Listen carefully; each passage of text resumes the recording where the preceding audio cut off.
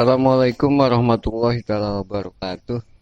Bersua lagi lewat suara dengan saya Yudi Camai dalam kajian yang sama tiap malam Jumat, yaitu kajian Kitab Hikam. Saya mulai dengan bismillah kajian Kitab Hikam ini. Bismillahirrahmanirrahim. Liyakila ma taprohu bihi yakila ma tahzanu ilaihi. Liyakila supaya setitik opo ma perkoro taprohu kang seneng siro bihi kelawan ma. Yakilu maka setitik opo ma perkoro tahjanu kang susah siro alaihi ngatasi ma. Jadi mafhum dari kaidah hikam di atas itu begini. Jadi kalau hal atau perkara yang menyusahkan Anda sedikit, ya pasti susah Anda sedikit. Saya ulangi lagi. Jadi kalau hal atau perkara yang menyusahkan Anda sedikit, ya pasti susah Anda pun akan sedikit. Contoh misalkan Anda ini habis pulang kerja, membayangkan isi Anda menyambut Anda, menyuguhkan kopi, masak air hangat untuk mandi Anda. Tapi pas Anda pulang, keadaan isi Anda dalam keadaan tidur. Akhirnya Anda sudah susah, kecewa. Karena Anda itu berharap kesenangan yang banyak pada istri Anda. Coba Anda membayangkan, saya pulang kerja, yang penting istri saya sehat, anak saya sehat, ya cukup. Ya tadi saya ulangi, Anda mempunyai kesenangan sedikit, ya susahnya pun sedikit. Sama ketika saya ngepost kajian hikam kepada Anda, ya saya cukup bahagia ketika Anda mendengarkan kajian saya. Alhamdulillah ya Allah, masih ada orang yang mau mengaji. Terus enggak usah membayangkan orang suka sama saya ingin dikenal, saya ingin terkenal, wah repot. Bodoh amat. Repot kalau begitu. Sudah, jadi kalau orang bayangkan mengaji itu alhamdulillah. Jadi mengaji itu anut perintahnya Allah. Contoh, Anda suka ngopi pagi-pagi, ya sudah ngopi saja. Ini kan kadang berlebihan. Harus ada pisang goreng, harus ada rokok yang mahal. Ya begitu. Sama, makanya punya HP yang jelek saja. Pas error, pas rusak, susahnya sedikit kan. Saya lanjutkan kajiannya. In aradta Allah tu'azzala. In aradta Allah tu'azzala. Fala tatawalla wilayatan la tadumulaka. In aradta mun yenta ngarepmu sira. Allah tu'azzala ing yenta ora dipecat sira. Jadi dirimu, hidupmu, hidup Anda, hidup kita kalau enggak mau merasakan hidup dipecat dari kekuasaan dan dari kenikmatan, pala tatawalla maka ojo nompo wilayah siro, pala tatawalla maka ojo nompo siro wilayatan ing suwiji kekuasaan, la tadumu kang ora langgeng opo wilayah laka maring siro. Jadi begini, Anda kalau tidak ingin dinamai mantan bupati, bekas bupati, yang nggak usah jadi bupati. Anda kalau nggak mau dinamai mantan lurah, ya nggak usah jadi lurah. Kalau nggak mau dinamai mantan mubalik, ya jangan jadi mubalik. Sebenarnya pada bab ini hikam ini lucu. Jadi kalau Anda tidak ingin dipecat dari nikmat itu, ya jangan dekat-dekat nikmat itu. Itu yang disebut hikam. In aradta ala tu'zala fala tatawalla wilayatan la tadumulaka. Jadi kalau tidak ingin dipecat dari nikmat itu, ya jangan dekat-dekat nikmat itu. Nikmat jadi lurah, akhirnya jadi mantan lurah. In rogobta bidayata in rogobatka al bidayata in rogobat kalam menjadi nyenengno ing siro al bidayata opo kawitan-kawitane ilmu hakikat atau kawitan-kawitane dunia. Jadi pada suatu waktu kita ini dimotivasi oleh kekuatan-kekuatan bidayah. Jadi pertanyaan, bidayah itu apa sih? Bidayah itu macam-macam. Bidayah itu awal dari permulaan manusia. Awalnya manusia menjadi wusul, itu bidayah. Awalnya manusia menjadi kaya, itu bidayah. Awalnya manusia menjadi alim, itu bidayah. Macam-macam itu namanya bidayah. Jadi manusia itu pasti terobsesi oleh bidayah-bidayah itu. Jahadatka maka dadi ngendoni. Annihayata jahadatka maka dadi ngendoni atau gending noing siro. Annihayata opo piro-piro puncake perkara. Ilmu sing wis katot atau ilmu sing wis kelimak atau ilmu sing wis dhuwur. Nihayah itu Logatnya ilmu wis katot atau ilmu sing wis kelimak atau ilmu sing wis duhur. Jadi begini penjelasannya. Jadi orang itu kalau termotivasi dengan bidayah, lama-lama obsesinya akan bidayahnya itu dikendor-kendorkan oleh nihaya. Contoh ya paling gampang. Bidayah itu punya pesona. Misalkan datang mubalik. Ada mubalik terkenal datang disambut tolak al baju alaina. Ya badu nggak jelas. Cuma mubalik kok disambut dengan tolak al baju alaina itu. Padahal itu pujian buat kanjeng Nabi. Sekarang dipakai buat nyambut mubalik. Terus kita lihat yang memberi amplop banyak. Sohibul padilah wal karomah. Santri melihatnya itu senang. Kata santri yang melihatnya kayak apa aku kalau jadi itu. Lama-lama hebat. Datang kemana-mana disambut. Sohibul padilah amplop banyak. Itu menurut ilmu bidayah. Lama-lama ilmu nihayah muncul. Jadi mubalik senang. Senangnya itu jadi mubalik itu mendapat ridhonya Allah. Orang senang itu perkaranya mengajar. Yang mengajar itu diganjar. Kalau cuma tujuan aku cuma diganjar, melarat aja aku udah diganjar. Mulai lemes. Itu ilmu nihayah yang menggondorkan pesona bidayah. Di mana-mana ada bidayah pasti dikendorkan oleh pesona nihayah. Urusan apa saja. Makanya dawuhkan in rogobat kal bidayah jahadat ka nihayah. Ya ketika Anda enak melihat presiden. Enak ya presiden. Kemana-mana dikawal pakai ajudan. Diliput TV. Kemana-mana datang pasti jadi berita. Tapi pada akhirnya nihayah itu mengendor-mengendorkan. Tapi pada akhirnya kegagalan ekonomi disalahkan presiden. Kebijakan hukum disalahkan presiden. Semuanya disalahkan presiden. Itu dawuhkan ingrogob kal bidayah jahadatkan nihayah. Terus saya lanjutkan inda aka ilaihal dohirun nahaka an habatinu inda aka mun ajak-ajak ka ing sira ilaiha maring umur urusan apa wae apa dohirun urusan dunia inda aka mun ajak-ajak ka ing sira maring ilaiha maring urusan apa wae urusan dunia atau ibadah opo dohirun perkara kang dohir nahaka makanya gah ing siro nahaka makanya gah ing siro anha saking umur opo batinun batine perkara. Jadi barang di dunia itu udah jelas meski ada barang dohir pasti ada barang batin. Pokoknya orang berpikir dohir pasti nantinya dihentikan oleh batin. Karena apa? Kenikmatan itu gak bergantung fisik. Kenikmatan itu bergantung urusan rohani. Gak usah berbalap. Makanya pas mengajar itu Sayyidina Umar dielingi sahabat, ya Umar, sekarang itu kamu tuh mengajar terus, sekarang itu waktunya sholat sunat. Maksudnya sholat ba'diyah. Maka jawaban Sayyidina Umar, apa yang saya ajarkan padamu gak kalah pahalanya dengan sholat sunat. Sholat sunat itu perintahnya Allah. Orang alim ya mengajar itu perintahnya Allah. Kata Sayyidina Umar, ya sudah, nikmatku itu apa yang aku lakukan tidak kalah dengan ganjaran sholat. Masyhur Imam Malik, pas Imam Malik ngajar kitab Muwatta terus terdengar adzan. Terus Imam Malik meneruskan pelajarannya. Sebagian yang ngaji ngomong as-shalah ya Imam al-Ahlal Madinah.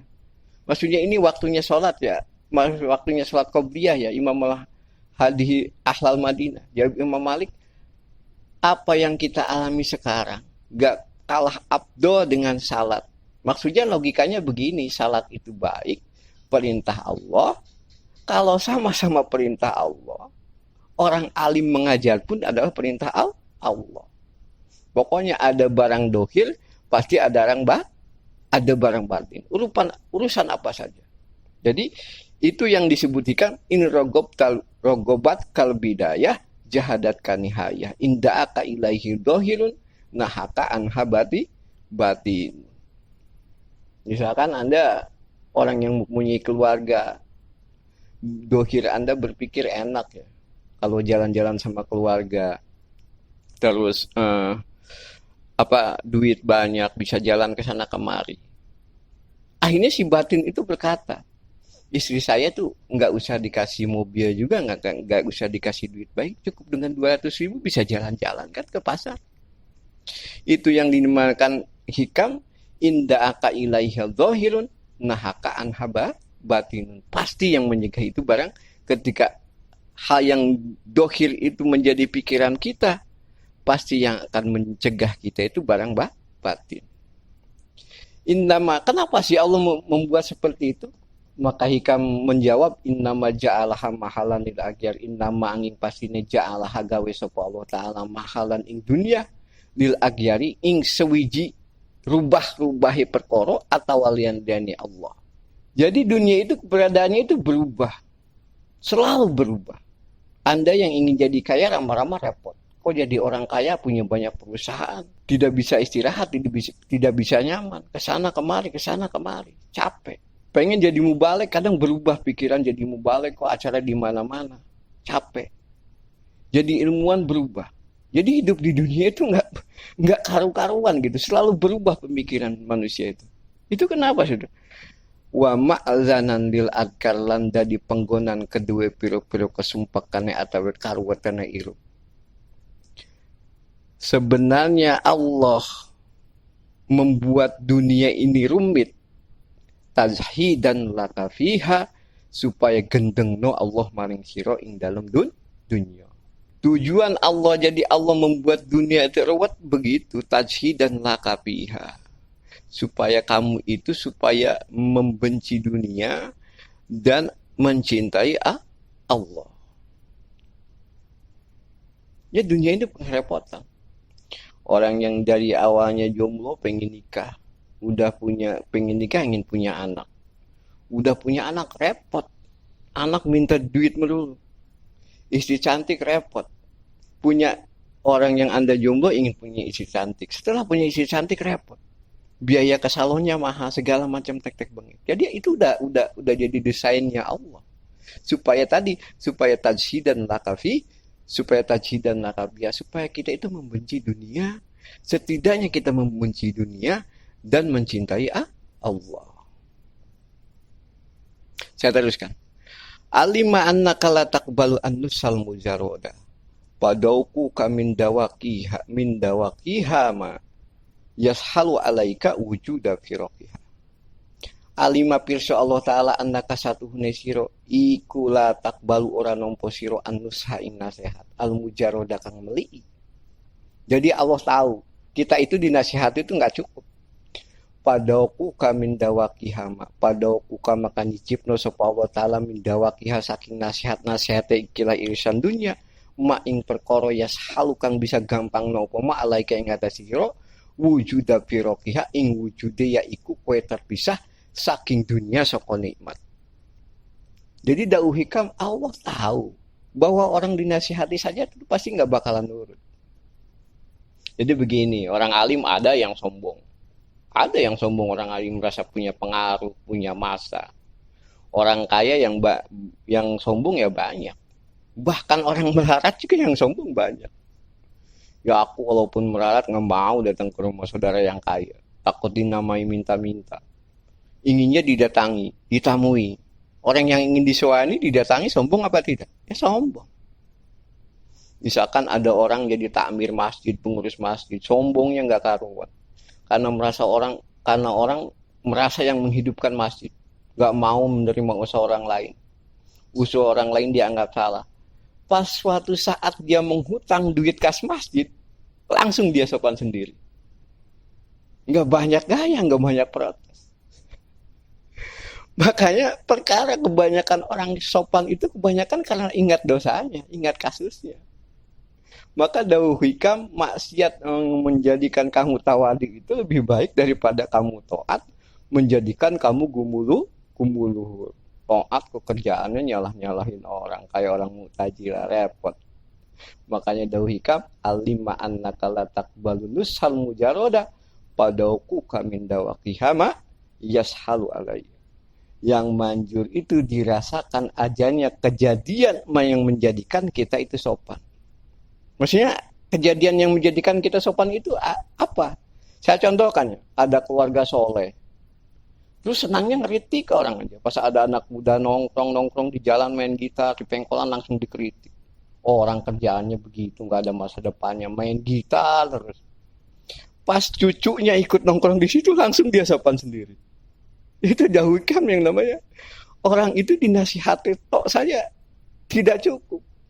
Jadi ya menurut hemat saya sebelum kita dicicipi oleh Allah Ta'ala kita harus siap-siap saja sopan mulai dari sekarang. Jadi makanya Dawu Hikam tidak ada orang selain Nabi tentunya. Karena kita tidak di sini tidak membahas Nabi ya. Yang dinasihati yang menjadikan orang itu tawadu tidak ada. Yang menjadikan orang itu tawadu sopan yaitu masa lalunya sendiri, dosanya sendiri. Berarti tadi ada orang yang sombong, akhirnya ngutang kas masjid jadi sopan. Ada orang yang soleh, cucunya nongkrong, cucunya nakal nongkrong di jalanan langsung sopan sendiri. Makanya gitu jangan terlalu berlebihan membenci orang fasik itu begitu. Karena suatu saat Allah memberi proses untuk sopan yang dimanjur yang dirasakan itu dauqoha. Adanya kejadian yang menjadikan kamu itu sopan santun dirasakan oleh Allah. Sama aja misalnya ada orang alim tergila-gila sama janda biarkan saja. Itu proses disopani Allah sebenarnya. Soalnya dia udah lama pidato ngalor ngidul yang dibahas itu saja. Wanita itu habailu syaiton, kendalinya setan. Setan itu istirahat karena sudah ada yang mengendalikan yaitu wanita. Gitu aja pidatonya gak sopan-sopan. Suatu saat ditakdir tergila-gila sama janda. Akhirnya lama-lama dia jadi sopan kan. Dan langsung berubah pidatonya. Wahai rumata'iha imro'atu soleha. Ya nggak apa-apa. Jadi itu proses di apa? Ini namanya itu proses disopani oleh Allah. Meski itu jangan terlalu mengkritik sama orang. Nanti kamu dicicipi oleh begitu tuh kamu pasti sopan. Karena pada dasarnya nikmat yang kita miliki itu tidak abadi. Teruskan al ilmu nafiun huwa alladhi yanbasitu bisoddi su'aihi. Al ilmu nafiun utawi ilmu yang manfaat iku huwa utawi ya nafi iku aladi ilmu yang basi tukang dadi jembar pisot disuahi ing dalam dodo opo suahi cahayane ilmu manfaat itu ilmu yang semakin kita jembar semakin manfaat semakin luas dada kita pengetahuan kita tambah ngaji tambah jembar tambah luas hatinya tambah tawadu dirinya. Ingat sekali kata kedua, kalau kita belajar ilmu kok tambah lama tambah ruwet. Anggap saja fatwa itu fatwa melingkar. Fatwa enggak jelas. Jadi ilmu yang manfaat itu begitu. Setelah bubar ngaji yang mempunyai perasaan tenang. Perasaan tenang dengan ilmu yang didapatkan. Maka dawuh Al-Qur'an, "Pamay yuridullahu ayyahdiyahu yasrahu sadruh." Ciri utama Islam yang baik itu di hati itu enak. Tapi sebaliknya, wa may yurid ayudillahu yaj'alu sadrahu dhaikon harajan ka'annama yas'adu fis sama. Jadi tetap kalau awalnya ilmu itu enggak benar, sudah repot semuanya. Hati jadi sumpah. Ilmu kok menjadikan orang pahpoh. Pas dapat ilmu malah pahpoh. Orang sekarang sesat.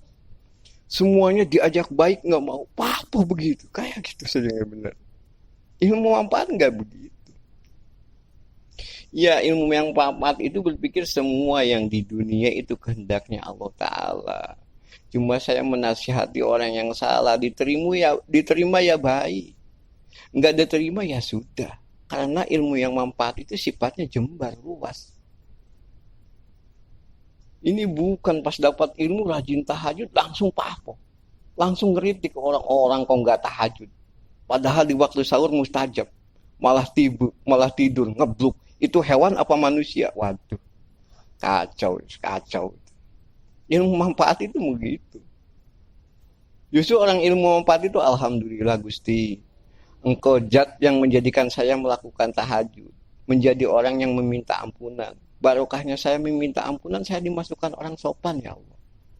Karena ingin diampuni dirimu ya Allah. Seperti apa saya jadi orang gak tahu minta ampunan. Jadi di dada ini jembar, enak, bukan malah pahpoh. Pokoknya ridho sama Allah. Tahajud itu tahajud itu urusannya kita sama dengan Allah.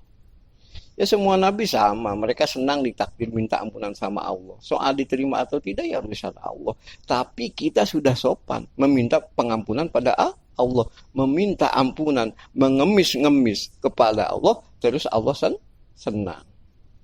Wayan kasipu bihi an qalbi qanaah wayan kasipulan dadi kebuka bihi kelawan ilmu an qalbin saking abdi opo qanaahu dadi kebukane ilmu yang bermanfaat itu membuat hati terbuka jadi enak, bahkan hidup jadi qanaah itu enak, bukan malah jadi pahpo.